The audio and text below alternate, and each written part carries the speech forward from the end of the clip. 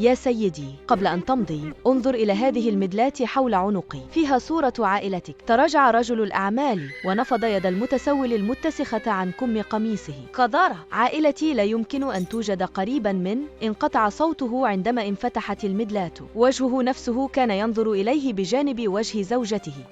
أنت أحمد؟ مسح المتسول لحيته بخرقة كاشفا عن خدود غائرة. قبل عام كنت أقود سيارات الأجرة، ثم مرض ابني. قال الأطباء 20,000 دولار وإلا سيموت. تقهقر فارس رجل الأعمال. لاميا أخبرتني أنك تركته. أمسك أحمد بمعصم فارس. بعد بيتنا لتدفع لك. أين المال؟ ضحك فارس. لترخيص فندق. رخصة سيارة الأجرة الخاصة بك أعاقت بنائي. رمى قطعا نقدية عند قدمي أحمد. تسول بجد أكبر. ربما سأشتري دواء ابنك في المرة القادمة. انقض أحمد. تحطموا في أكشاك السوق. تناثر التمر بينما كان فارس يلهث تحت قبضته. مالك يموت بسببك. التف جمع من الناس. صرخت لاميا وهي تسحب أحمد بعيدا. توقف، المستشفى اتصل للتو. مالك يتدهور. بصق فارس دما. فات الأوان. نقل الرخصة تم. أومأ بوثيقة مختومة بتوقيع لاميا. انتحبت لاميا. لقد وعد بإجراء الجراحة إذا وقعت. لم أكن أعلم. مزق أحمد الورقة ثم ضغط بالقطع الممزقة في يد فارس. احتفظ بفندقك، سأكسب المال بنفسي. التفت إلى الجمع.